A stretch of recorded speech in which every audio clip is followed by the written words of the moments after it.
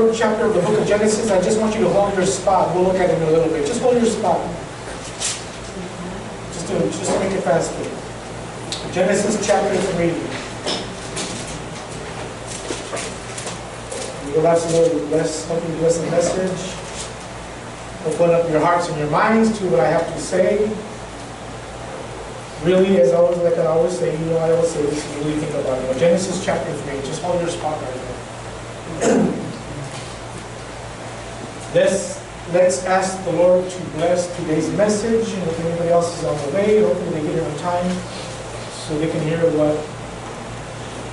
You know, I always pray hard, Lord, what do I bring before the people? I always pray because I really believe that I need to follow the Lord's guidance and the Lord's lead. You know, I wish I could say to you, the Lord came to me, visited me, and He said, "Well, this is what we talked about." I wish I could say to you, you know, the Lord gave me a call. This is what He said. I wish I could say to you, the Lord texted me, and He sent me a message. This is what He knows. It's not like that. I learned years ago teaching Bible studies, especially now when I become a pastor. It's been over 3 years that you got to look to the Lord.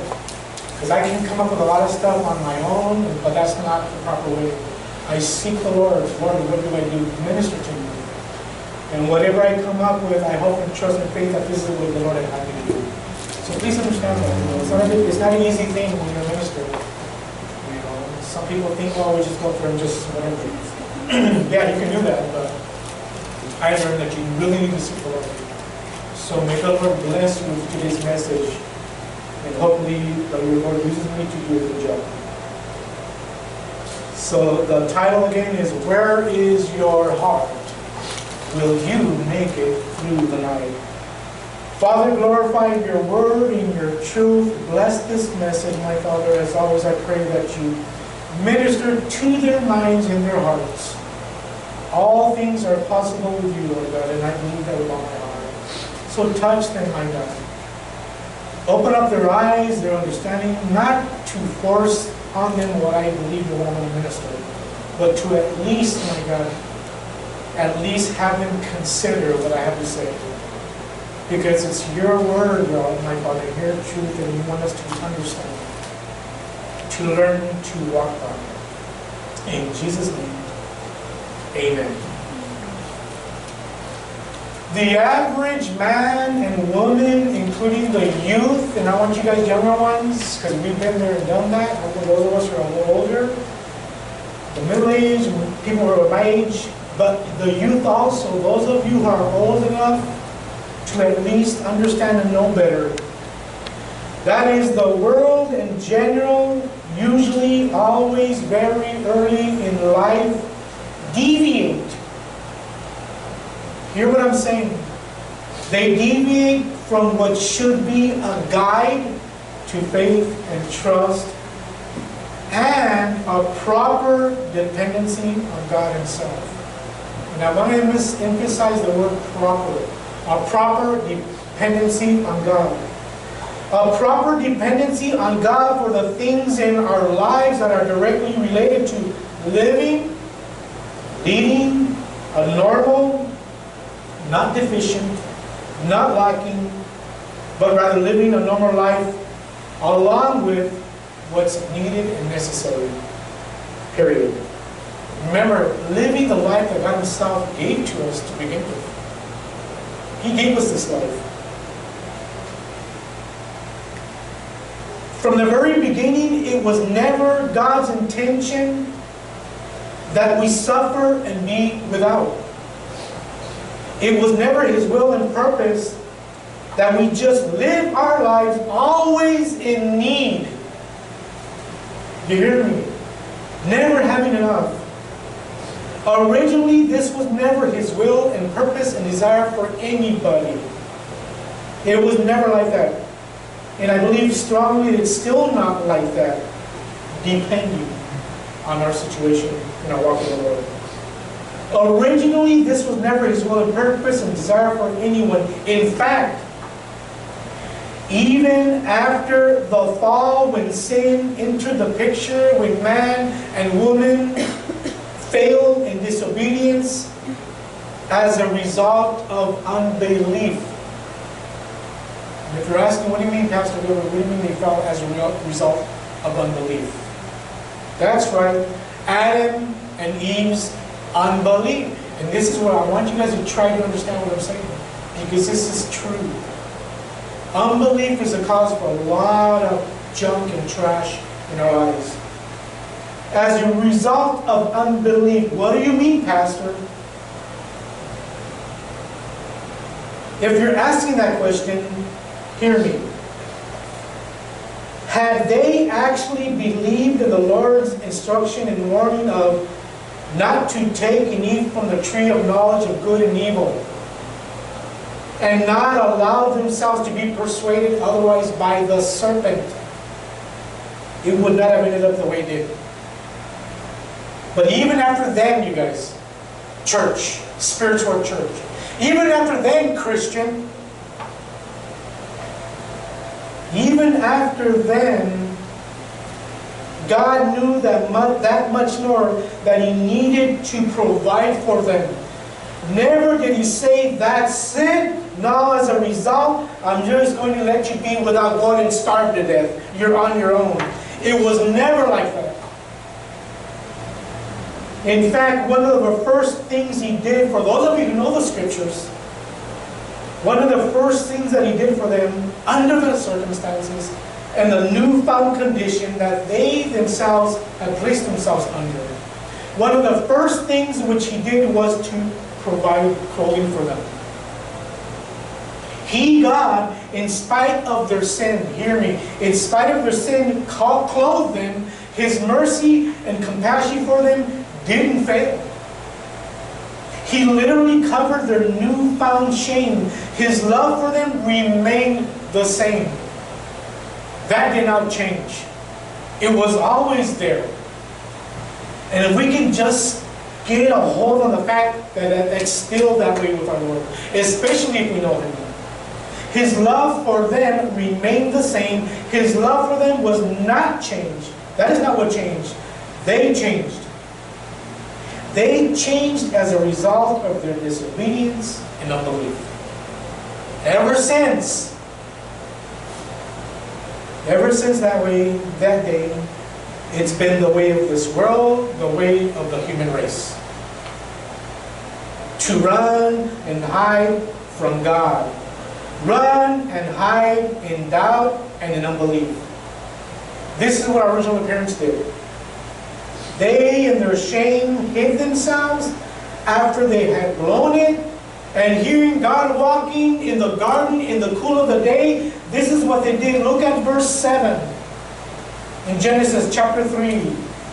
Then the eyes of both of them were opened, and they knew that they were naked, and they sewed fig leaves together and made themselves coverings. And they heard, verse 8, they heard the sound of the Lord walking in the garden in the cool of the day. Adam and his wife hid themselves from the presence of the Lord among the trees of the garden. Verse 9. Then the Lord God called to Adam and said, where are you? Adam, where are you? So Adam said, I heard your voice in the garden, and I was, look at what Adam says. I want you guys to think about this. Look what he says. I was what? Afraid. I was afraid because I was naked and I hid myself. And we know the story. We know the rest. Notice, you guys, that Adam does not say, I was embarrassed, I was ashamed, although I believe that's a part of what his fear. But what do you think he was really fearful for? They knew what they had done. They understood the ramifications. They understood the degree of what they had done. That is probably more of the fear. The Hebrew word here means he was fearful. And I don't think it was just because he was naked. Obviously he was ashamed and they were embarrassed. But they feared because they knew what they had done. What's my point? God says to Adam, where are you? Imagine that. This is God. God who is omniscient, all-knowing. He knows everything. God knew exactly where they were. He knew what they had done. He knew why they were hiding themselves. What the Lord was doing was to deliberately solicit a response from Adam, whom He still loved, wanting and desiring to still have interaction in fellowship with Him.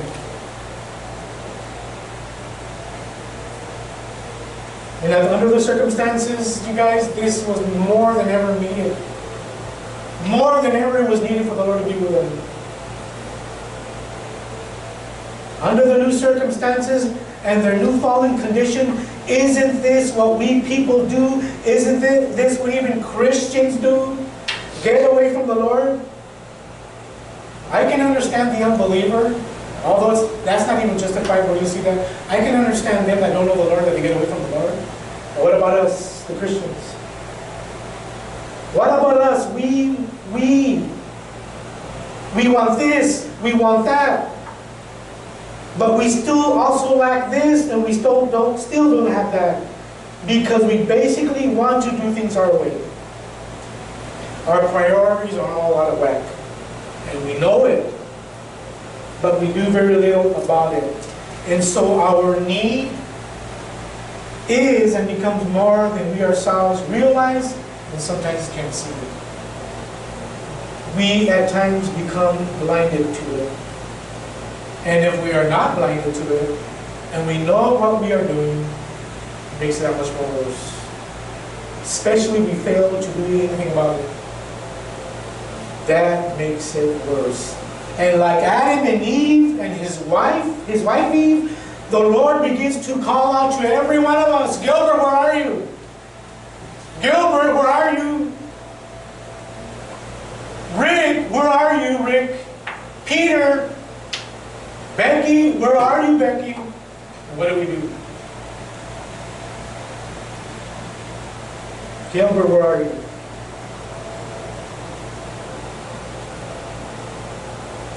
Notice that it was never God who ran from them. His love for man, who was made and created in His image, has always been there. By the same token, it's always been man that has gone the other way after the things of this world, thinking and believing that that's what's going to make them happy. That is what's going to fulfill them. And it's not like that. They don't know and or ignore what we learn from the Scriptures, that by every word, or let me back up, that man does not live by bread alone. That's the physical part of it, which includes all the material. Man does not live by bread alone, but by every word that comes out of the mouth of God.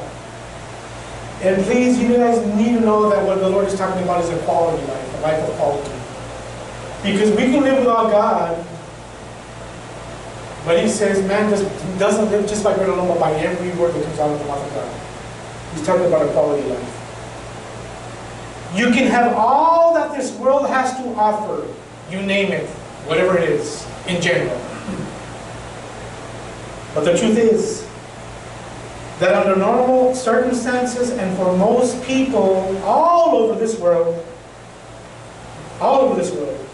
the problem is this: there's a lot of time and energy involved that it takes, that needs to be exerted to be able to obtain all of that. It takes a lot of time and energy to be able to obtain all of that.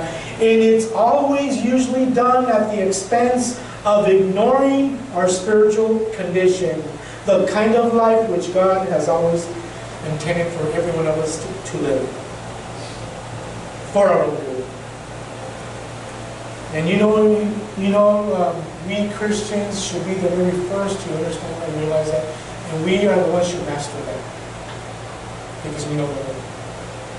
We Christians are the ones that should be able to master that.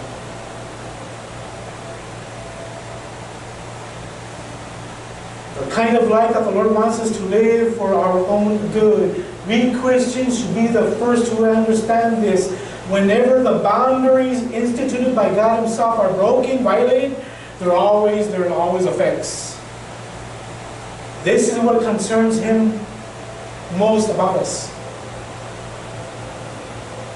If you know God's Word, read and study it, you know and understand that from the book of Genesis all the way to the book of Revelation, that it angers, and I want you to hear me, it angers the Lord that people just won't listen, and it bothers Him that people refuse to place their faith and trust in Him. Have you ever thought about that? Why does it anger Him so much that we don't want to trust Him? Why does it upset them when we don't believe in Him? Have you ever thought about that? Let me answer that. To disbelieve and refuse to trust in Him, when people actually refuse to trust and believe in God, it reveals their defiance. It reveals their defiance of what they know to be true. They refuse to listen to the God-given witness placed within themselves, in their own hearts, by the Lord Himself. This is what angers them, because they know what they're doing. It is not just because we blow it. It is not just because we sin. It is because people knowing Him refuse His help and refuse His guidance, and they want to do it their way. Open up your Bible or turn please to Romans chapter 1. Let me show you. It's a passage that we've seen and looked at before, but this time I just want to look at it in a different angle, or at a different angle. Romans chapter 1. I want you to listen to what Paul has to say right here. We've read it before, some of us know it, but I want to take a different angle here. Romans chapter 1. And we can pick it up in verse 16. I want you guys to see that the Lord's anger is justified. Romans chapter 1, let's pick it up in verse 16. Paul says this: For I am not ashamed of the gospel of Christ, for it is the power of God unto salvation for everyone who believes, for the Jew first, and also for the Greek, that's the non-Jew. For in it the righteousness of God is revealed from faith unto faith, as it is written, the just, or the justified person, shall live by faith. Then in verse 18, now listen carefully.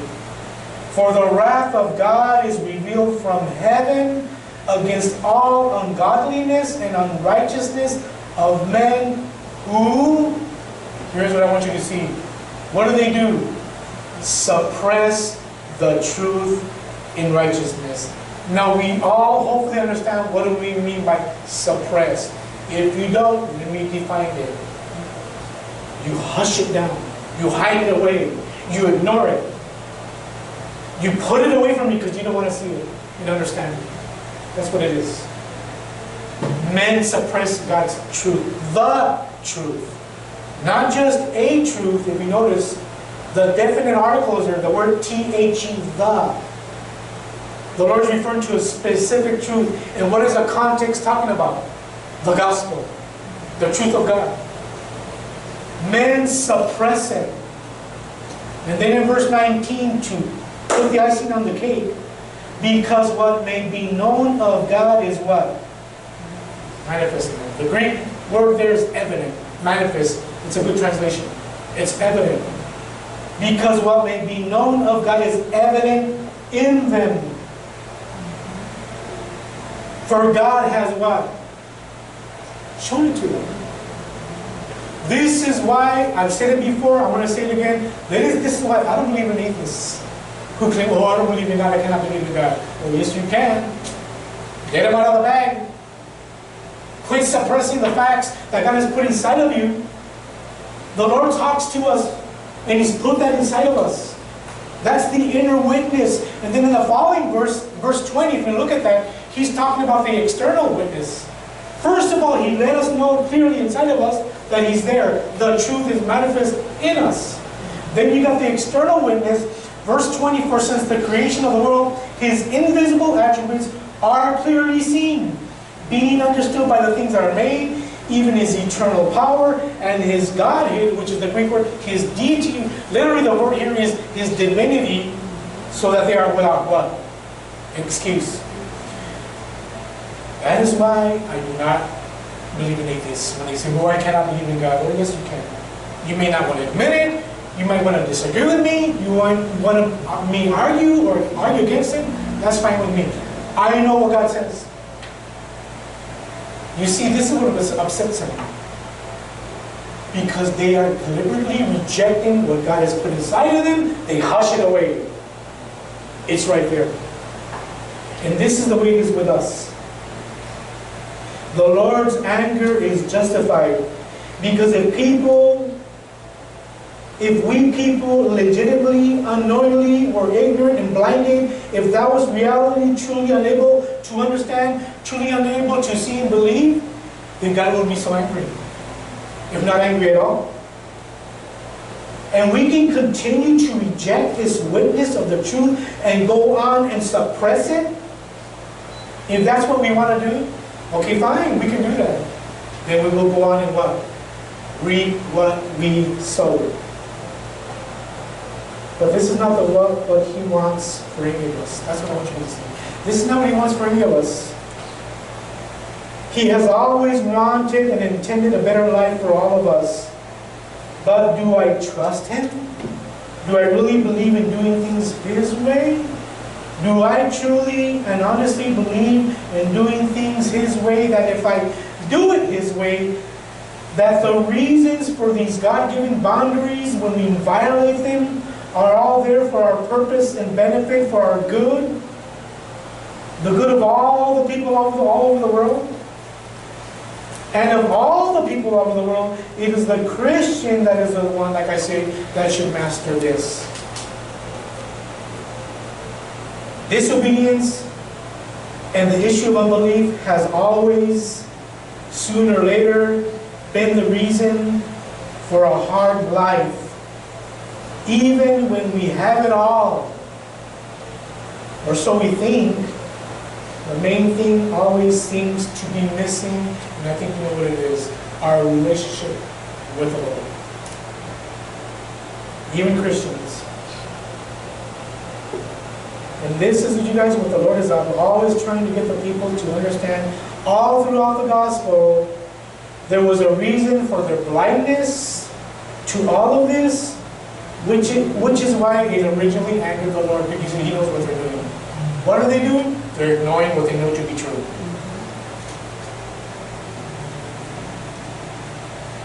There is always an underlying hidden reason for our disobedience and our unbelief. There's always a reason behind it. And the Lord, of course, sees it all. I might not see it, but He knows everything. And still, He continues to call out our name. Rick, where are you? Gabriel, where are you? Julian, where are you? What do we do? That's what we do. That's what we do.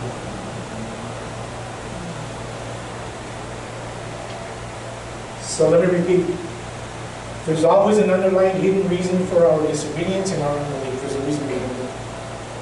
It has nothing to do that we can't know. Christians, non-Christian, atheists, I don't care. It doesn't matter. There's a reason for it.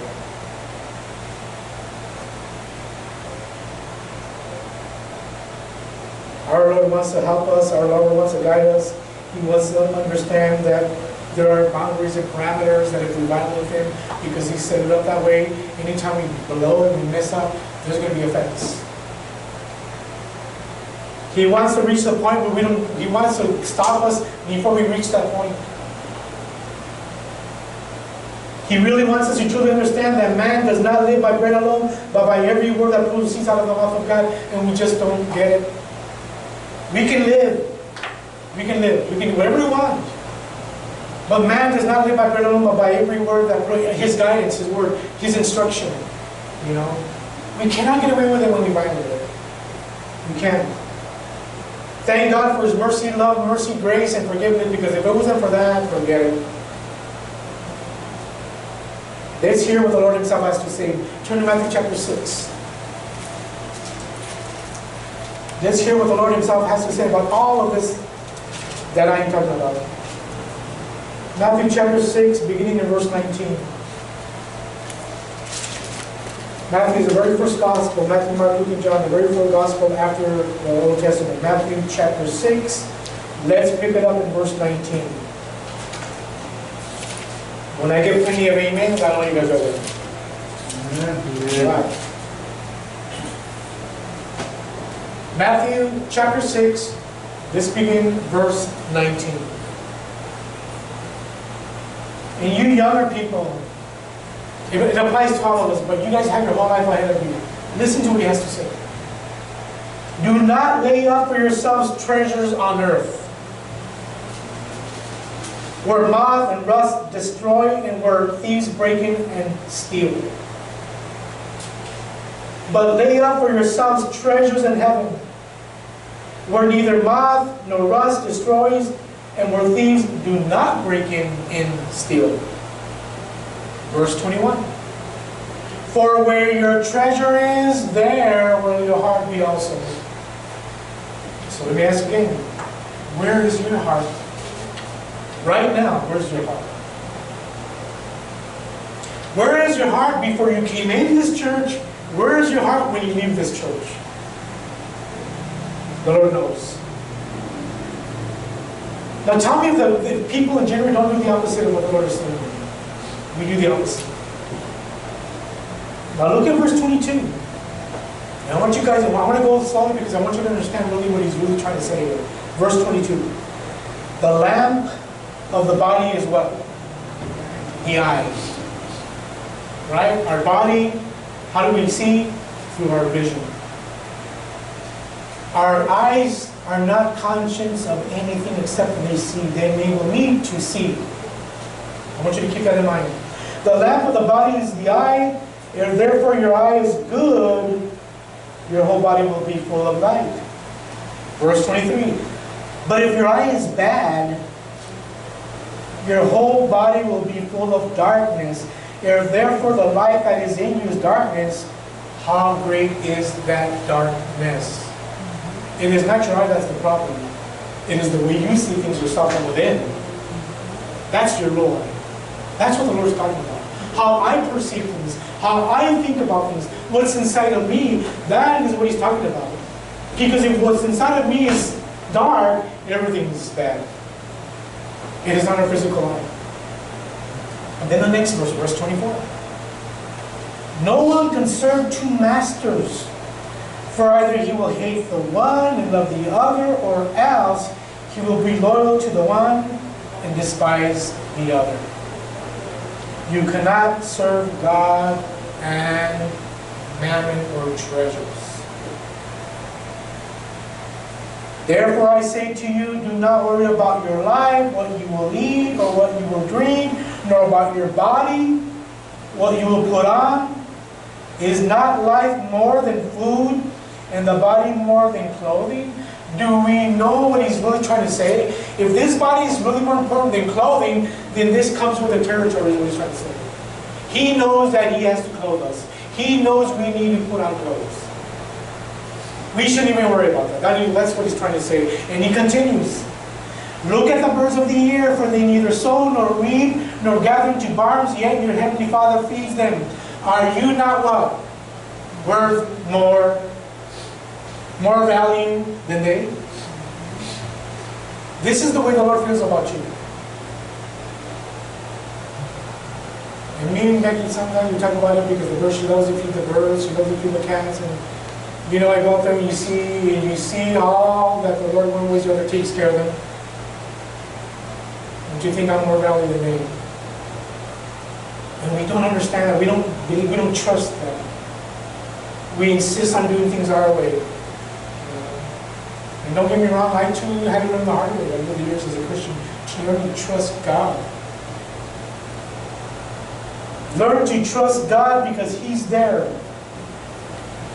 And in verse 27, which of you by worrying? How many do you worry? How many do you worry? You see?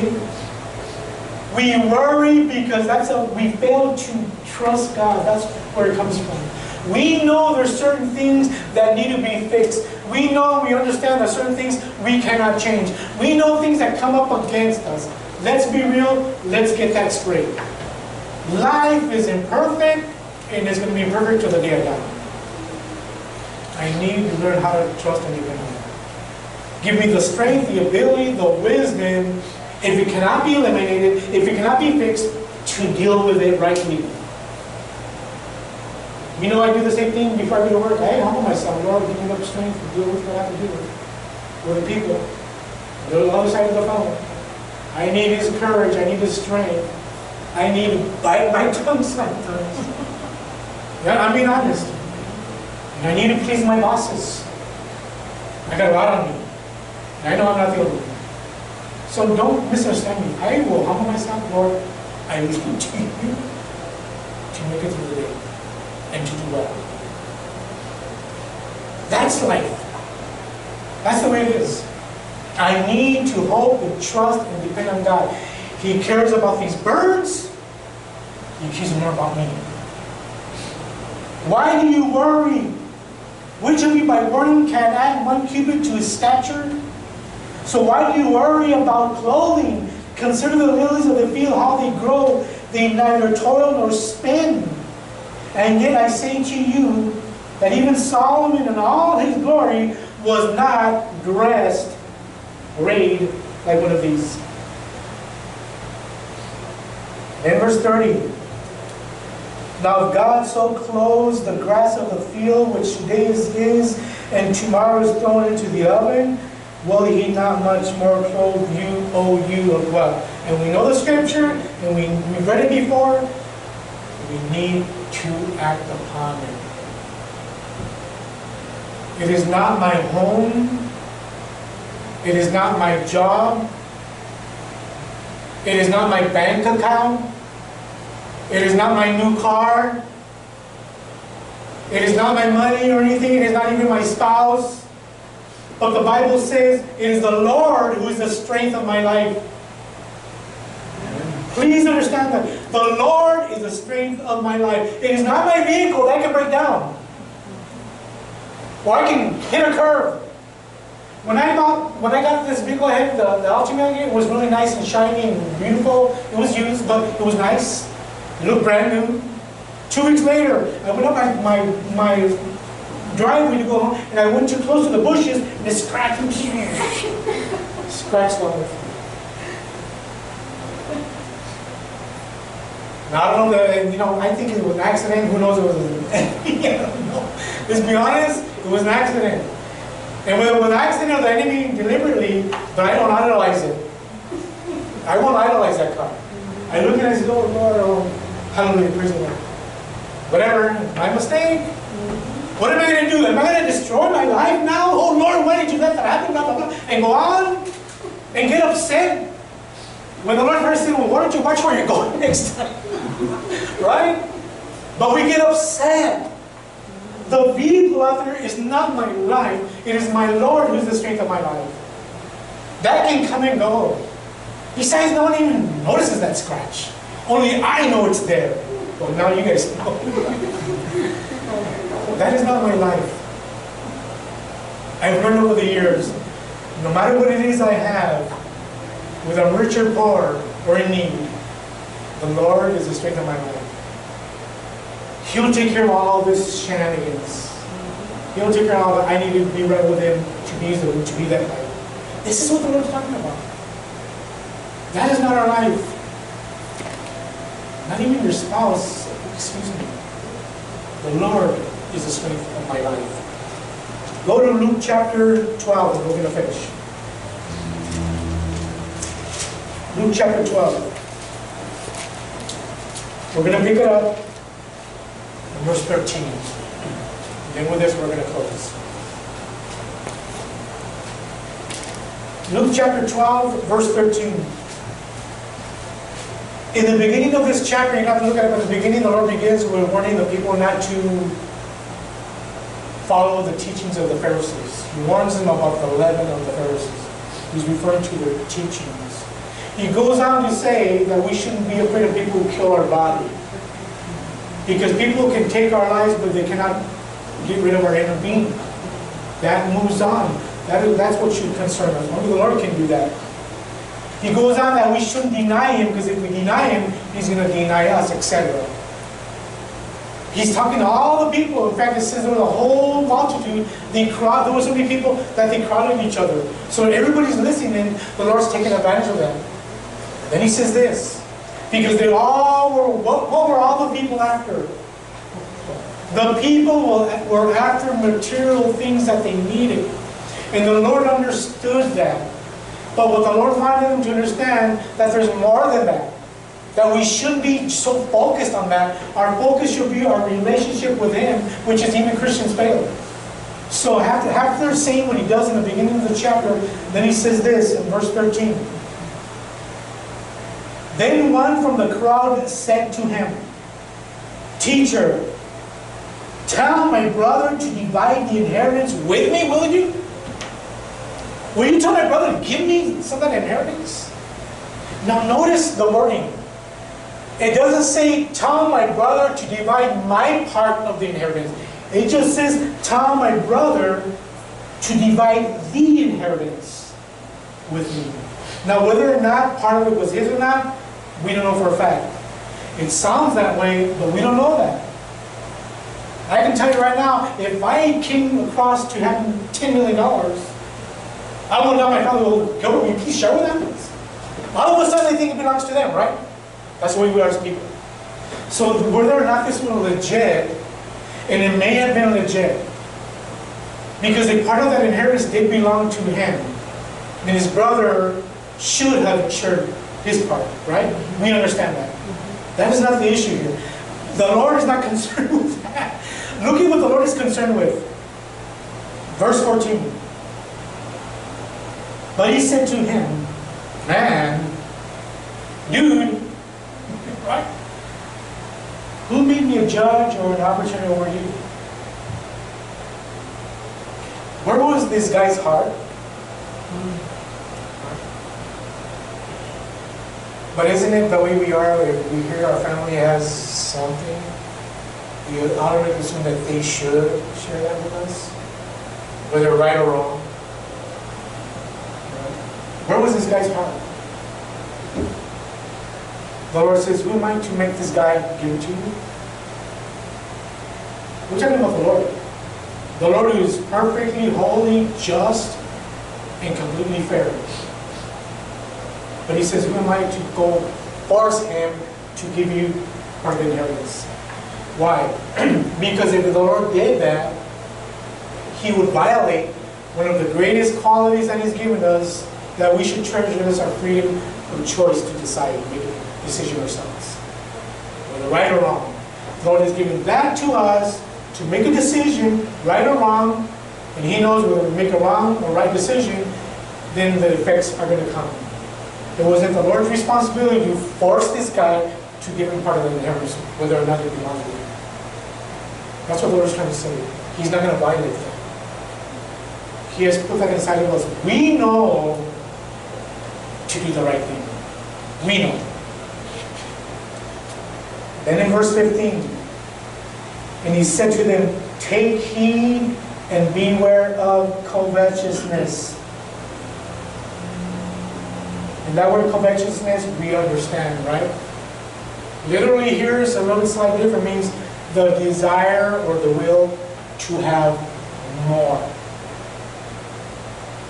We didn't know if this guy was homeless. We didn't know if he really was in need. Maybe he was just being greedy. Since the brother got this, I want part of it. Beware of the covetousness, for one's life does not, and hear what he says, one's life does not consist in the abundance of the things he possesses. I can be the richest man in the world. The Lord is saying that is not what makes my life. Then he says a story, and here's where we're going to close with this. Then he spoke this parable to them, saying, the ground of a certain rich man yielded what? plentiful. The ground of a certain rich man. So right off the bat, what does that tell you about this guy? Besides being wealthy. Either he hit the lottery, he stole the riches, he found the riches, or were they given to him? Or one more thing, he really had to work at it to become rich. That's where I go. He's rich. It took time and effort, brains, and work to get what he's rich. Okay, fine. He's rich. Verse 17. And he thought within himself, saying, what shall I do, since I have no room to store my crops? So he said, I will do this. I will pull down my barns and build greater, and there I will store all my crops and my goods. And verse 19, I will say to my soul, you have many goods laid up for many years. Take your ease, eat and drink, and be merry.